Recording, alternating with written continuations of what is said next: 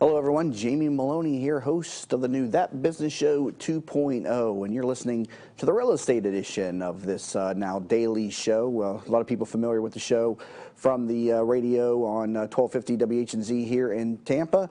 Now we are online at tampabayradio.com Monday through Friday, 7 a.m. to 8 a.m. And each Thursday I will be hosting the real estate edition of the show, which is my primary business, selling real estate in the Tampa Bay market.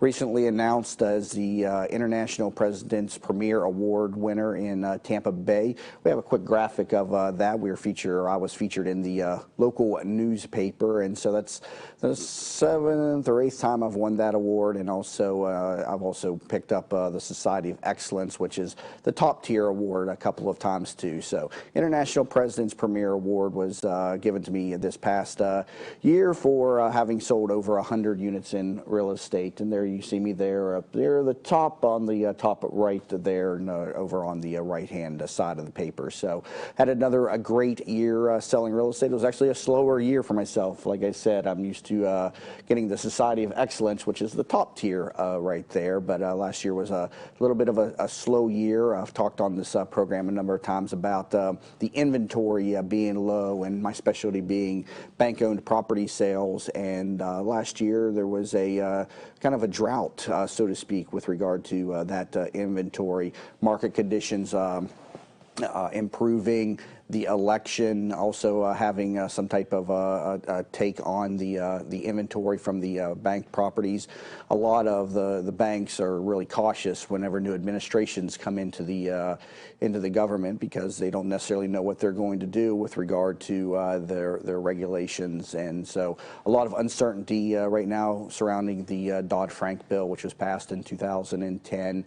When that came into play, that changed the REO business quite substantially, and there's a lot of talk of repealing or changing a lot of the things inside the Dodd-Frank Act. And so if that does come to fruition, you'll see a much more lax REO or foreclosure market, sort of like what you saw in 2007 and 2008, where foreclosures were rampant, carried out very quickly. After the 2008 financial crisis and the 2010 Dodd-Frank Act, combined on top of that with the robo-signing mess that hit, inventory started sloping downward with regard to the bank properties, as the banks put the brakes on what they were doing in terms of foreclosing on people. And so it really changed the landscape of the marketplace for people that are in distressed situations. People may remember when I say the robo-signing mess, that was situations where banks were essentially recreating documents that they had lost in an effort, or not verifying information, essentially just hiring foreclosure mills to sign documents that had been, like I said, lost or not prepared properly, to move these things along very quickly. And a lot of people were put out of their homes more quickly than they should have been. It all came down to really technicalities, but nonetheless there is a legal process that the banks weren't following, and they got their hands slapped pretty bad. And that robo-signing mess cost the 5 major banks some $25 billion, if I can remember right. It's been several years now since that occurred, but that was a substantial hit and a substantial change to the way that the banks disposed of their REO assets. And so with this new administration coming into the marketplace, we're going to see an inventory change. We're going to see a landscape change. We're just not certain which way it's going to go. I don't think a lot of people know which way Donald Trump is going to go with anything. He tends to shoot from the hip, and you never know what he's going to fire off. Just the other day, we found out Barack Obama's wiretapping his phones. Kind of laughed at that. You'd think something like that would be handled a little bit more seriously than just a random tweet in the middle of the night. We'll see what comes of that, but that's a whole nother line of talking points right there. nonetheless, like I said, International President's Premier Award, sixth or seventh time I've won that, on top of the Society of Excellence.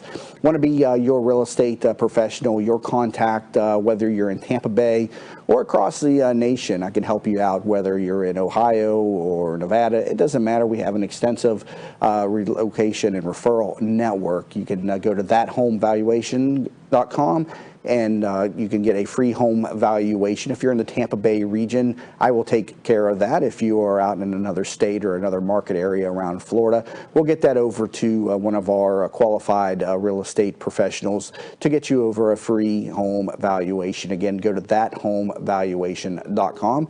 And if you're looking to buy a home, just go to thathomesearch.com and put in your information, and we'll get we'll get a lead on you, and then we'll be able to help you out. And again, it doesn't matter where you're at in the country. I know my show is now international, with it being on multiple podcasting platforms, and I'm not just a Tampa Bay market expert. I can help you out wherever you are in the country. Again, thathomevaluation.com for a free home valuation, and thathomesearch.com for to help you out searching for properties in and around whatever market that you are looking for a home in.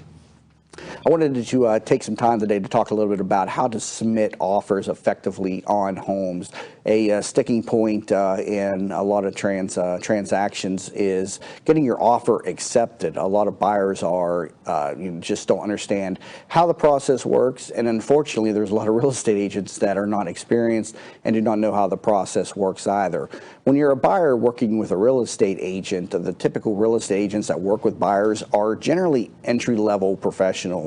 The more established professionals list the homes. That's usually the progression of realtors through that career. They start out as a buyer agent, then they begin to market themselves to their sphere and to certain market neighborhoods, and with the intent of becoming a listing agent. So your listing agents generally are more knowledgeable and more established. Buyer agents a lot of times are looking for those first few deals. They may have only done a few deals, and so unfortunately their inexperience costs buyers a lot of times in getting offers accepted. And so I myself have sold over 1,600 properties in 10 years in the Tampa Bay real estate market, and I've seen a whole host of issues with real estate professionals and submitting their offers. So the first tip I can give to buyers when they're submitting an offer on a home is to come to the table prepared with how you're going to buy the home. If you're fortunate enough to have the cash to purchase the home, then you're in a great position. But if you do not, and you have to have a mortgage on the property, you need to talk with a mortgage professional or a bank before even looking for a home. A lot of people put the home search before the loan search, and it costs them in the offer process. The reason being is people will call the loan officer and they'll get what's called a pre-qualification letter. Pre-qualification letter is typically nothing more than they've pulled your credit, they've asked you some questions about your income and your expenses, and based off of the answers that you gave them, they will tell you if you're qualified or not, and they'll issue you a pre-qualification letter. Those are really not very valuable in terms of accuracy. They're not even worth their weight in gold, or I should say, on the paper that they're written on. And so what you need to do is you need to request full loan approval, and that takes a week or two. And what that means is you've submitted your W-2s and you've submitted your tax returns, and you've gotten yourself fully underwritten to where you yourself are qualified. When you buy a house, there's two things that have to qualify: you, the purchaser, and also the collateral or the house. And so that's what happened after you've picked out the home, after you've been searching with your real estate agent. But people rarely do that, and it puts them at a distinct disadvantage, because in our market, 40 or 50% of the homes are sold by cash. And so if you come to the table with a loan approval letter, or I should say a pre-qualification letter, the seller is going to be less likely to accept your offer over cash offers, because they don't know if you're qualified. And a good listing agent, and like I said, listing agents are much more experienced, are going to advise the seller that, listen, this person is giving me a pre-qualification letter. You'll notice on the letter, documentation has not been verified, so the answers that he or she may have given may be inaccurate. They may have left out expenses such as alimony or child support. They may have neglected certain things. And so you want to get that part of the loan process taken care of prior to searching for a home. And so don't ask for a pre-qualification letter, ask for a pre-approval letter. I know those two things are used interchangeably a lot of times, and it's very confusing. But if to make it clear, just tell the loan officer that you want to get fully loan qualified, to where the only contingency on getting the mortgage is the title of the property and the appraisal on the property. And again, that's the collateral side of the business. That's where the asset has to meet certain conditions, certain valuation standpoints to get the loan. And so that is the number one tip that I can give to people when they're searching for a home. Get that full loan approval. If you're buying with cash, call your bank and get a proof of funds statement or a bank statement online. You can black out your account information, just something that's 30 days or old or newer, and just shows the account balance with your name. You want to have that on file when you're making your offers, and then you can come to the table with a ready prepared offer, and a good selling agent / buyer agent will then sell that part of your offer. That, listen, yes, I know you've got cash offers on the table, but my buyer is fully loan approved, and he's able to pay more than these cash buyers, which is what typically happens. Cash buyers will pay less than somebody who is financing a home, and all I need is an acceptable appraisal and clear title on the home. Generally speaking, the sellers out there that own their homes, you're not going to have any title issues, so they're not going to be concerned about providing clear title 99 out of 100 times, and the appraisal on the property would then be the only sticking point. So if the home is listed for $150,000, hopefully it appraises for $150,000.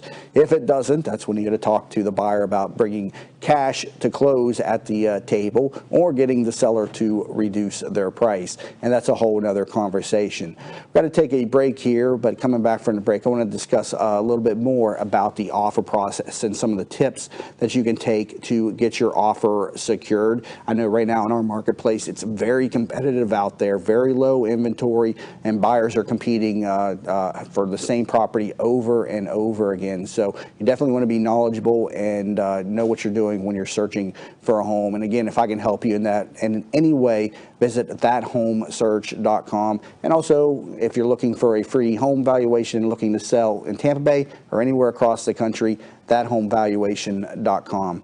You're listening to the Real Estate Edition of That Business Show 2.0 with Jamie Meloni, where business becomes show business.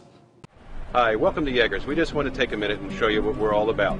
At Yeager's, our primary business is hardwood flooring, although we are remodelers for kitchen, bath, and general construction. We operate a fleet of shop-at-home vans that have all the flooring type products: hardwood flooring, laminate flooring, tiles, stone, what have you. So we're able to come out first with products in our vehicles and take a look at the setting, how the colors will work, and then to be able to come up with some options and ideas for you. If that's not good enough, we have a large distribution center that we inventory product and have a nice display area.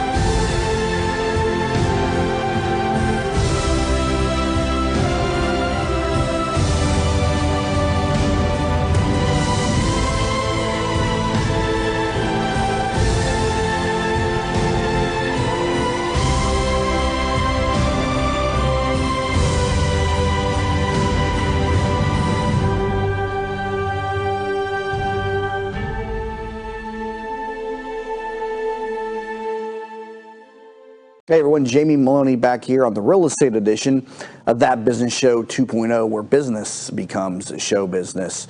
We're talking today about getting an offer accepted on a home. And like I said, in Tampa Bay right now, very competitive. So step one, get that full loan approval in place. Again, that means you are fully qualified, you are taken care of, you don't have to worry about any surprises with regard to income or unexpected expenses or things you forgot to tell the loan officer at the time of the pre-qualification process, and it assures the seller that you are ready and able and willing to purchase that home. So again, that is the number one rule of searching for a home. Make sure you are prepared to buy and have the funds available to purchase. The next thing that you want to be mindful of is submitting a clean offer on the home. The state contract in Florida is a 12-page contract.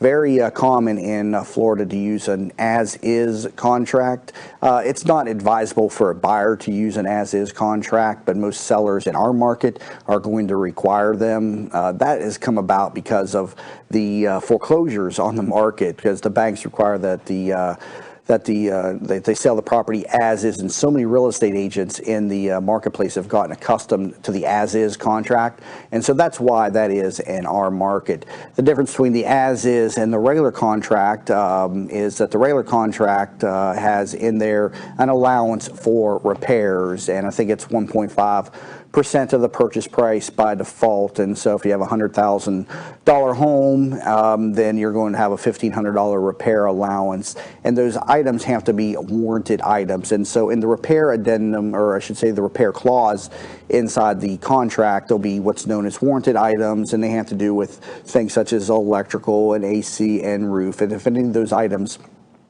are deficient, then you can get a repair credit. And so that's one of the things that people will negotiate. But even in an as-is contract, people negotiate on the price and the repair. So don't let that stop you from negotiating after the offer is already accepted. Very common with bank properties, and you can do it even with the sellers. There's nothing that says you can. It's kind of understood that you're not supposed to, but in our market, it's very common to for a buyer and their agent to come back to the seller and say, hey, we weren't expecting X, Y, and Z to need to repair it on this home. Can you give us a credit of $5,000? So just a tip, expect an as-is contract if you're in the Tampa Bay market, but by all means, you can use the regular contract with the repair allowance. And so if the home is aged, go in there and expect a certain amount of repairs and factor that into your offer. A lot of times, I'll see an agent who's new in the business go into one of my properties and make an offer, and then after the inspection, they'll come back to myself, and they'll want a substantial price reduction, citing things that were obvious when they walked through the property. That's poor negotiation tactics right there. You don't want to tell the agent, oh, we need a reduction for the AC because it's not working, when you knew it wasn't working when you made the offer.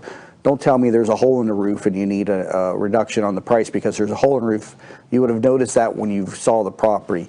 And so when you make your offer on the home, make sure that you have taken into consideration the property as it is, as you can see the property. Obviously, if you do an inspection, you're not going to know if some of the plumbing pipes are broken beneath the ground. The age of the roof is always questionable, and you may have spotty leaks that are not observable. That is understandable when making a price reduction request after an inspection, but don't make stupid requests based on things that were obvious when you walked through the property. See it all the time with the bank properties, and you don't want to put yourself at a disadvantage and upsetting the seller with stupid requests that you knew about when you walked through the property. So another tip is making effective offers based on what you can see in the property. Again, so if you come to the seller, make sure that the inspection report shows items that were not readily observable to your eye when you walk through the property.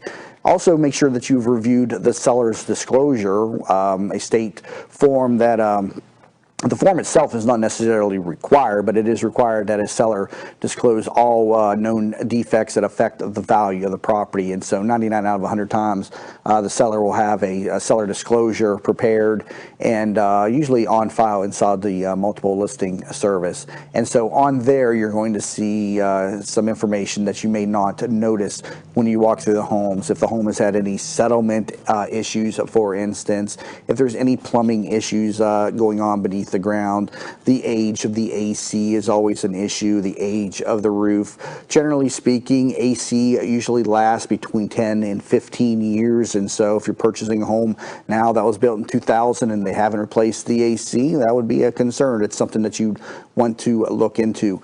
Roofs on average 20 to 25 years, maybe 30 years, depending on the area. In Florida, the heat really beats up on these roofs, and on top of that with all the rain, and so our roofs tend to go quickly, but in other markets those tend to last a little bit longer. And so knowing the age and the condition of these assets inside the home will also help you construct a good offer on the property, and you'll get a lot of this information on the seller's disclosure. So be sure to review that and ask questions. Some of the sellers will go through there and just mark off yes, yes, yes, no, no, no, and it'll be very vague. So you really want to press the seller for the information that is accurate, and most notably asking specific questions about the age of the AC, the age of the roof, any plumbing issues, because last thing you want is have a plumbing or sewer issue. I've had a few of those on some of my homes, and it's not fun to have to dig up the ground and replace plumbing and sewer pipes. It's very costly, and it's happened to me 2 times now. And so it's actually advisable, in my opinion, in our market, on an aged home, to have a plumbing inspection done on top of the general home inspection, because a plumbing inspection will be much more detailed than what a home inspection is. And I'll talk a little bit more about that here in a little bit. But again, when you make the offer, make sure that you've reviewed all of the disclosures that are provided by the seller. It's advisable to ask for those up front. Like I said, a lot of times they are provided for in the multiple listing service as an attachment, but not always. And so seller's disclosures, and there may be a host of others, individual disclosures, such as sinkhole disclosures, radon disclosures, all of that type of stuff. But most often it'll be on the seller disclosure. And you can come to the offer table with a educated offer price, knowing that you're going to have to fix this, this, and this, and for that reason, I'm offering you X. After that, when you make your offer, make sure that you have a short inspection period, and you can always ask for more time on top of the inspection period after you do that for additional time. And so in the state contract as it is now, there is a 15 calendar day inspection period. That is actually kind of a long period in our marketplace. If you're dealing with a bank property, for instance, they're definitely going to want that down to 7 to 10 days. But so be mindful of that. The seller wants to know that you are going to continue with the purchase as quickly as possible, because they have to make arrangements to move, and they don't want you 30 days in the contract telling them, oh, I'm not going to purchase the property. I'm sorry, you've packed up all your boxes and have picked out another home, but I'm not going to be closing on the property, so too bad. And so your offer will be much stronger if you come to the table with a shorter inspection period, and get your general home inspector in there. And then if there's an issue that arises, submit an addendum to request additional inspection time, because the home inspection found this, and it's perfectly understandable. A home inspector is going to go through the home and do what is a general inspection, and when you review the report, you'll see several items, and sometimes a lot of items, that says, based upon my inspection, I noticed this, this, and this. It's advisable that you hire a roof inspector for additional information. It's advisable that you bring in a plumbing inspector for additional information. And so, again, short inspection period, I advise 7 to 10 calendar days, and then bring in an additional inspector if there's anything on the inspection report that does not meet your liking. And again, I would always advise, even on an as-is contract in our market, to go back to the seller and try to get some type of a concession. A lot of times the seller will give something they expect, something. Good listing agents advise the seller, even at the accepted offer price, expect the buyer to come back with something. You can stand, firm and deny the request, but a lot of them are advised to expect, a second request for a reduction or compensation after the offer is accepted and the home inspection is completed. And so definitely want to make sure that you go to the sellers for a concession after the home inspection is completed. After the offer is accepted and you have your home inspection completed, your appraisal is going to be ordered. This is another reason why you want to get your full loan approval done prior to going to contract with a seller, is because the loan officer, to protect you, the buyer, is not going to order that appraisal until they know that you're fully loan qualified, because the $350, $400, $500 cost for an appraisal, and if they find out you're not qualified, that's a wasted expense. You're going to have to pay it even if you don't qualify. And so if you've taken the time to get fully loan approved prior to going to contract, that appraisal can be ordered immediately after contract execution, and the appraisal timeline is usually 7 to 10 days. By the time they get somebody on the phone, he or she puts it in their schedule, they get out there. It takes a couple of days to finalize and reconcile the report and get it over to the loan officer for review. Sometimes the bank has questions for the appraisal. They don't like the comps that they've provided, and so that's a 7 to 10 day process right there in and of itself. And so if you didn't get fully loan approved, now you've got to add that appraisal timeline on top of the timeline it takes you to get approved, and it just delays the closing. And a good close date in an offer should be no more than 30 days. It shouldn't take more than 30. It should really, a closing for a buyer that is fully prepared can be anywhere from 2 weeks to 3 weeks even on a mortgaged transaction. And on a cash transaction,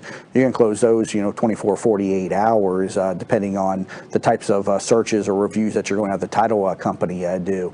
But with your mortgage, 30 days closing is advisable. And again, if I can help you in any way with that home search, go to that website, thathomesearch.com. Doesn't matter where you're at in the country. And also, if you're looking to sell a home in the Tampa Bay region or anywhere across the country, we've got a great referral network. Go to thathomevaluation.com. You've been listening to the real estate edition of That Business Show 2.0 with Jamie Meloni, where business becomes show business.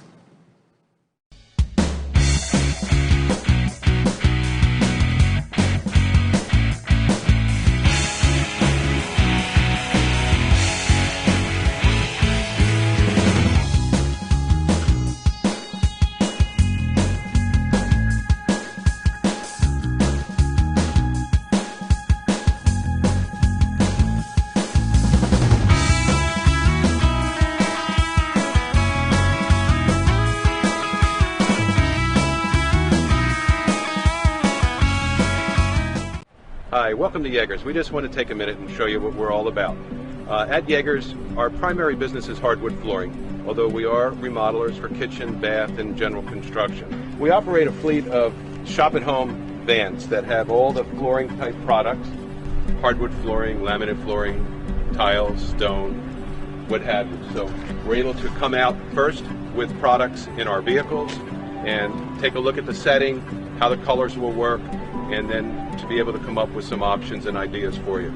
If that's not good enough, we have a large distribution center that we inventory product and have a nice display area.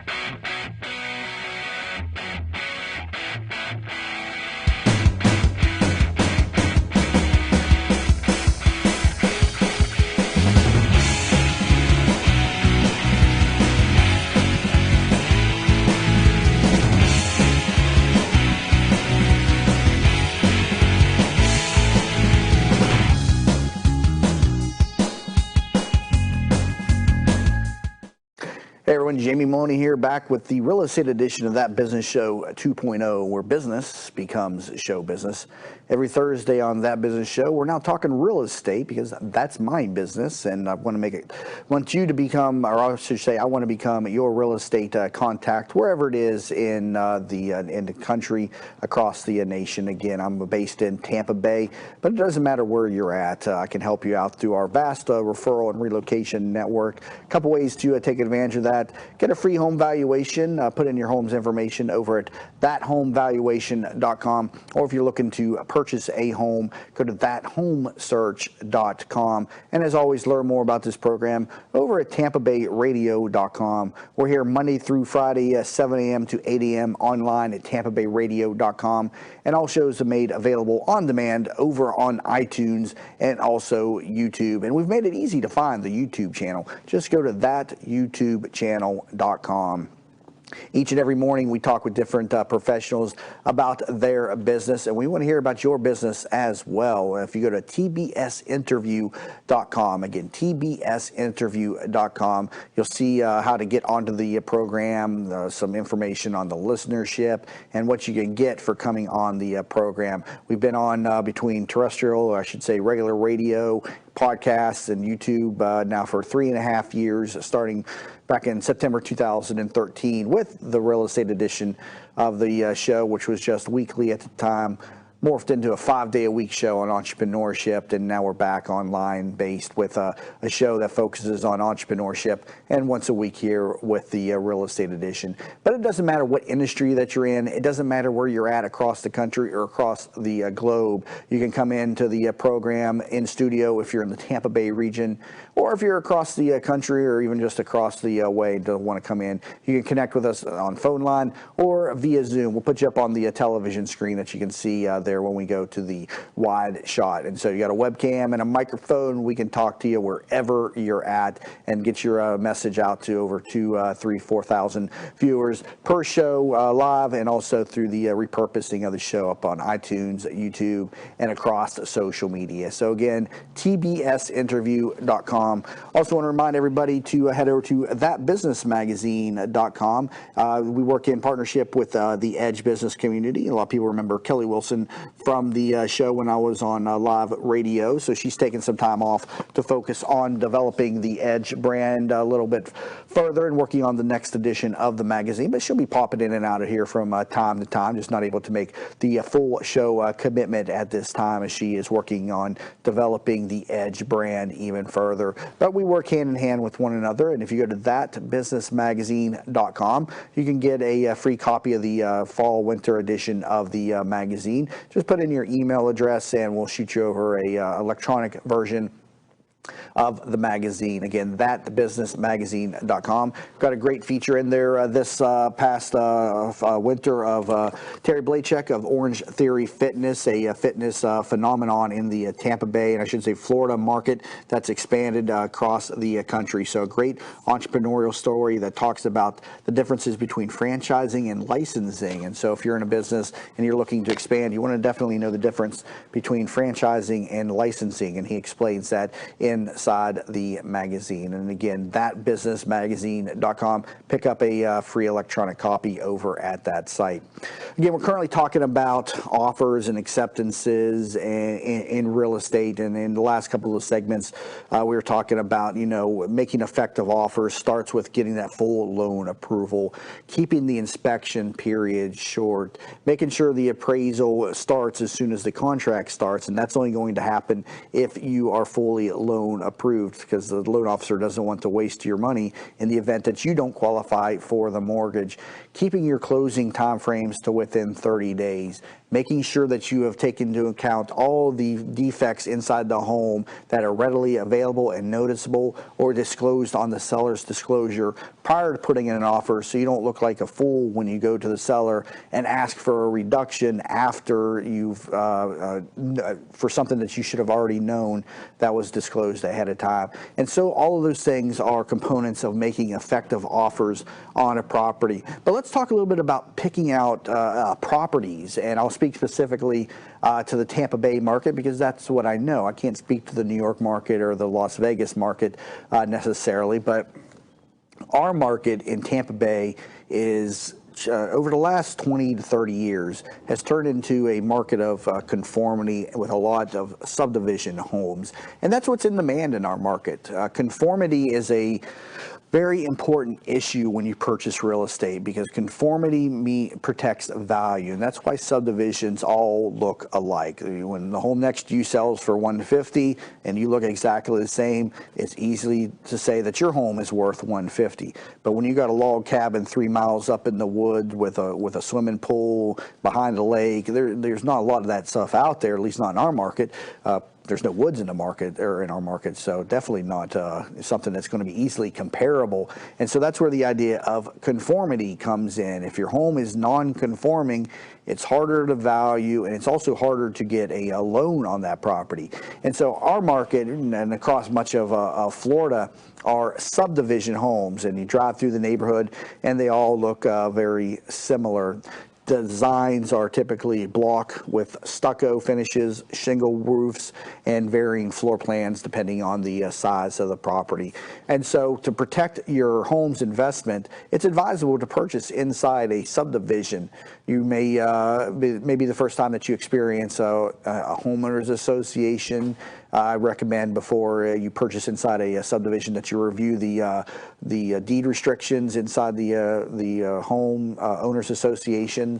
Some of them are quite, I should say, stringent. Some of them are, most of them though, are kind of relaxed and obvious. But there are some out there that require you to pull your home inside the garage at night. If you leave the home on the side of the road, or I'm going to say inside the road, but in your driveway, even if it's off the road, you could get a fine for that.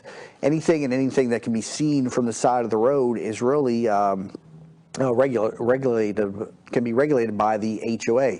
The mulch that you put in the flower beds, the type of blinds that you have up in your window, the trees that you have or don't have in your yard can be regulated by the HOA.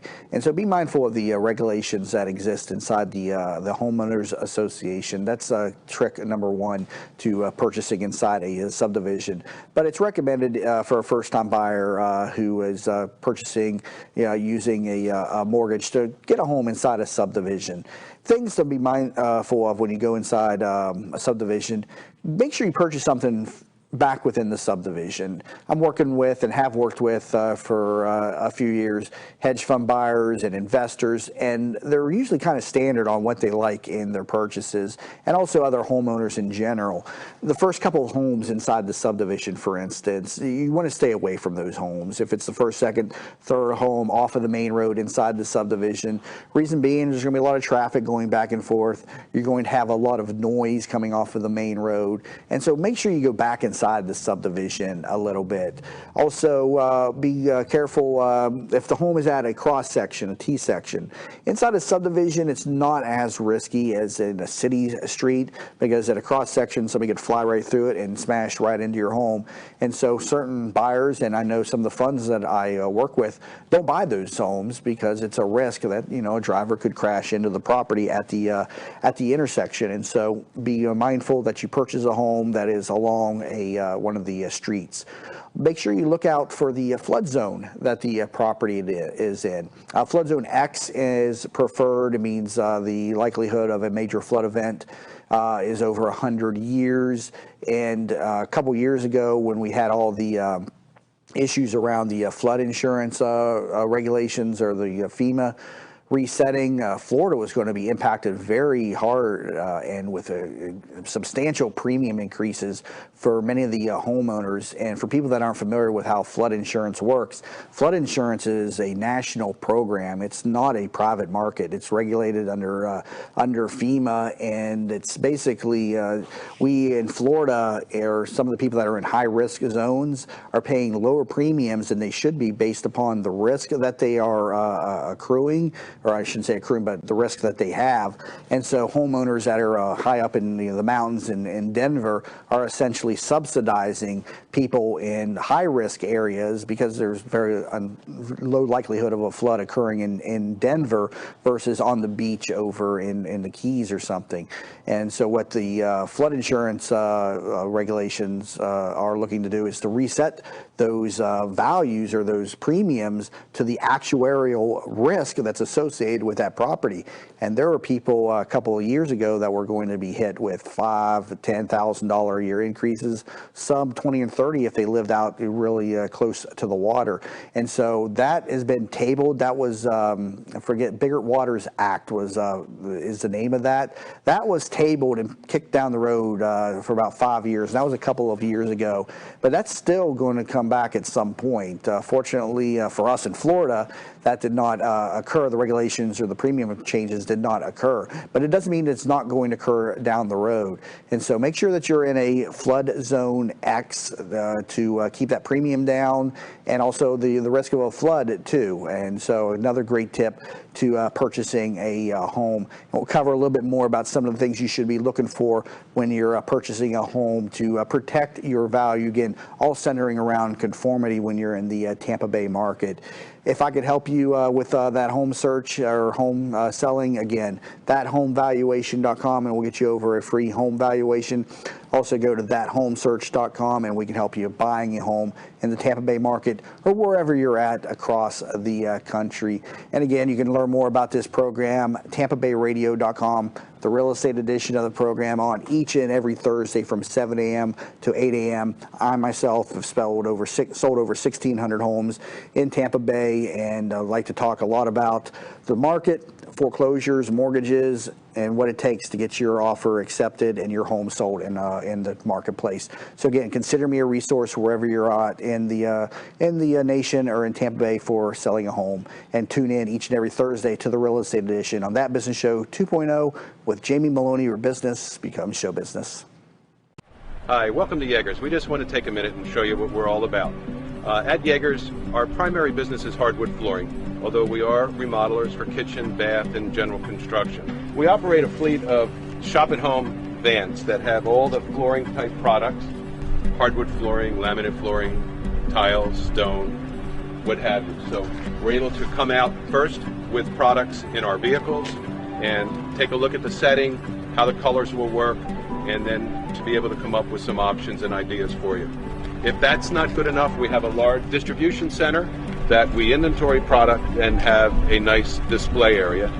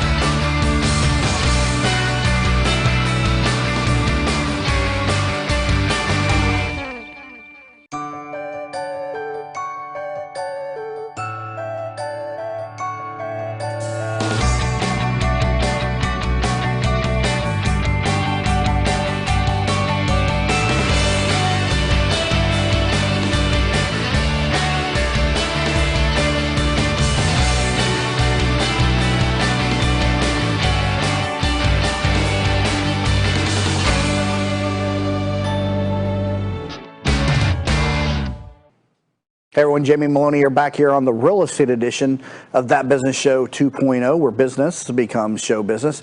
Every Thursday we talk all about real estate because that's what my business is, and that's what got me into the radio and the podcasting and the streamcasting business to begin with, going back almost 4 years ago now, with the original Jamie Meloni Real Estate Show, which aired on noons on every Monday and morphed into That the Business Show, talking to different entrepreneurs, political and community leaders each and every morning. And we want to hear from you too. Go to tbsinterview.com and learn how to come onto this program.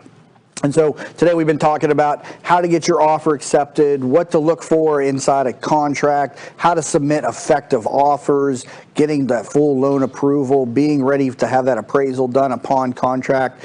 And in that last segment, we were talking about what to look for when you're buying a home in terms of protecting that value. Buying a home is, for most people, the biggest investment that they'll ever make. Many people have, made their living or their retirement based on their home, and riches throughout the years have always been accrued from mostly real estate, also stocks and bonds, but a lot of people have made their money in real estate. So very important to protect your investment and know what the market is looking for when you're purchasing a home, because you want to be able to make that money back and then some on the resale.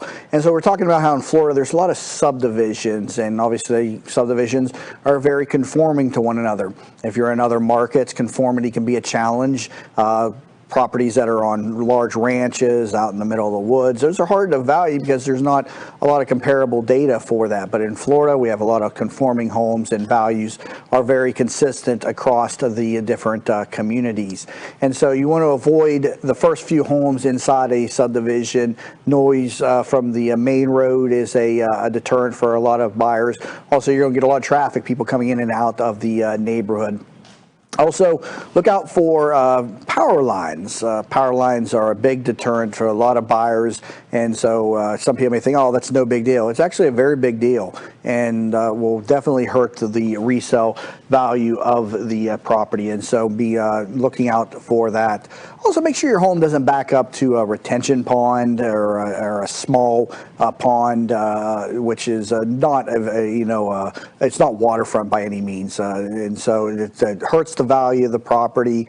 It can be smelly. It can be also attract alligators. If you're here in Florida, wherever there's a body of water, there's a potential for an alligator. And so retention ponds definitely want to stay away from. Even small ponds are not too much of a value enhancer. You want to make sure that you get on a lake if you're talking about waterfront. And so again, make sure that your property, again, is deep within inside that subdivision, no power lines around the property, not backing up to a retention pond, very conforming to the neighborhood. And again, if you're in a subdivision, you're going to have that. And also that it's not in line with a T intersection. That's also something that deters the resale of the property.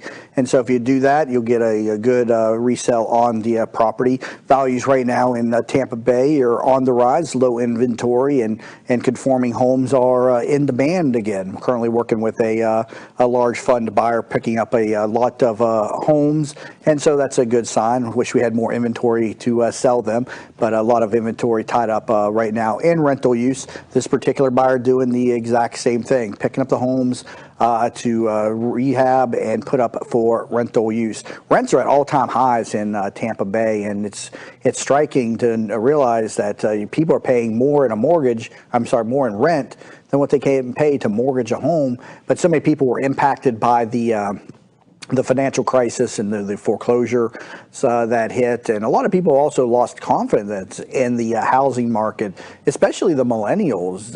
You talk to them today, and home ownership is not on their list of to-dos or must-dos in life. When I was younger and the baby boomers were younger, it was taught that home ownership was the key to stability and success, and you wanted to get into your own home as soon as possible. Millennials don't have that belief, and do in large part because they've come up through this financial and foreclosure crisis. And so we see a lot of people in rental housing due to this, and a lot of different living arrangements. People are more on the move. People are not in stable, or I wouldn't say they're not in stable, but they're not in jobs that they plan to be with their entire lives. And so a lot of people much more mobile, marriages down, and so the stability factor that really established home ownership has changed a lot over this past generation. But it's still an excellent investment in my opinion. It's something that you definitely want to get into. It's has made so many people lots of money through the years, and we have went through this bad patch between 2007 and 2012 in our market. But values are coming up again, and everybody needs a place to live. Population continues to expand. People need a place to live. Florida is a great place too, because everybody seems to come to Florida. All the retirees come down here, and Florida's population is only expected to increase over the next several years. And so real estate is where you want to put your money. I want to be your resource for buying or selling property in the Tampa Bay region. And if you're outside of the area, reach out to me. I can put you in touch with one of our agents inside our referral and relocation network. ThatHomeValuation.com is where you can get a free home valuation. Also, if you head over to ThatHomeSearch.com, it will help you pick up a property. And if you're an investor or a large bank or a hedge fund that's looking to pick up multiple properties, I've been buying for a lot of hedge funds for years, and I've listed and sold over 1,600 foreclosed properties. And so I can be your resource for all things real estate inside the Tampa Bay market and also across the country. And if you need recommendations on real estate agents that specialize in the sale of distressed properties, if you are, again, a large corporate client, whether you're buying or selling large pools of property, I can put you in touch with people all across the country. Just reach out to me, thathomevaluation.com or thathomesearch.com. And my direct email is jamie@tampabayradio.com. Again, jamie@tampabayradio.com. We've got about a few minutes left. I want to talk a little bit about the HUD program. I mentioned that a lot of times on the program. An excellent opportunity for buyers out there. We've been talking a lot about on this show about getting offers accepted, making effective offers, what to look for in a property. And one excellent resource out there is the HUD Homes. HUDHomestore.com is the website. And you can get homes in the state of Florida for $100 down. That is under an FHA mortgage. Instead of putting 3.5% down, you can simply put $100 down. You will come to closing with more than $100, though. That does not mean that it's only $100 out of pocket. That replaces that down payment, but it does significantly reduce your cash to close. And you can find all of these properties over at HUDHomestore.com. If the property is FHA insurable, meaning that it qualifies for an FHA mortgage, the property is going to qualify. Other states may have different guidelines on the $100 down program. Right now in Florida, all properties that are FHA insurable qualify. And to tell if they're FHA insurable, when you go to HUDHomestore.com and you purchase or you pick up on the property there, on the information screen, the property information screen, it'll say FHA financing, and there'll be a code there, 2-letter code. It'll be either IN or IE or U, and that means insured, insured with repair escrow, or uninsured. And so if it's the first two, which is again IN or IE, that is considered FHA insurable, and you can get the property for $100 down. If it's uninsurable, then you need to use an FHA 2 or 3K loan, which finances the cost of the repairs inside the loan. And you can also use $100 down with the FHA 203 program as well. And again, all these properties are available over on HUDHomestore.com.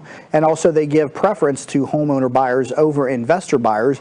And so you have an advantage in the marketplace over the investors that may dominate certain markets. When HUD puts the property onto the marketplace, they give homeowners 15 days up front to make offers, and they won't take investor offers until day 16, given that there was not an acceptable offer placed by a homeowner. And so you have an advantage on HUD homes over the investors, a 15-day window on the insurable properties. If it's an uninsurable property, that 15-day window shrinks to 5 days, and then on day 6 they review investor offers. But a great resource, easy to navigate. You don't need a realtor to look at the properties online. You do need a realtor to purchase and view the properties, but they're easily accessible in the comfort of your home at HUDhomestore.com. And then when you go to make an offer on the property, there's the listing agents don't see the offers from the community, and there's no way the listing agent can in any way deter or hinder your ability to submit an offer. And so you have as equal and fair a playing chance to get a HUD home as anybody else on the marketplace. Also, there's a 10-day window when they're first listed on the insurable properties, and the people can submit offers during that 10-day window, and then nothing is accepted until day 11. And so you have time to do some due diligence and look around at other homes in the marketplace to see if that home is a fit for you. Again, HUDhomestore.com, and then pick your state, and then check and make sure that the property is FHA insurable if you're purchasing it via financing. And another good program out there to keep in mind is the Good Neighbor Next Door program. Teachers, firefighters, and emergency responders can pick up homes for 50% off the appraised value. This is found by going to that website and in the buyer type category on the home screen, selecting lottery, and then you'll see the homes that are available in this program. It's, again, not heavily promoted, due in large part because they don't pay the listing agents or the selling agents commissions. And so if you're working with a selling agent and you're wanting to learn more and find a home in this program, you'll need to work out a compensation agreement to pay your selling agent at closing, because again, the traditional model of the seller paying the agent does not happen on homes that are in the Good Neighbor Next Door program. But it's well worth your investment to compensate an agent to assist you with that program, because you're getting 50% off the appraised value, and is eligible again for teachers, firefighters, and emergency responders. There's not a lot of inventory on the marketplace for these homes at this time, but you can find them at HUDhomestore.com by selecting the lottery round. They're also not going to be in the MLS, and they're not going to be found on any of the third-party sites. And so again, HUDhomestore.com, check out that and find a home. It's a 7-day window up front when they list those homes too, and only people that are eligible in the Good Neighbor program, teachers, firefighters, emergency responders, can qualify. So if you've got a long time to purchase a home, you don't have to be in a home quickly, keep an eye out for those homes on HUDhomestore.com.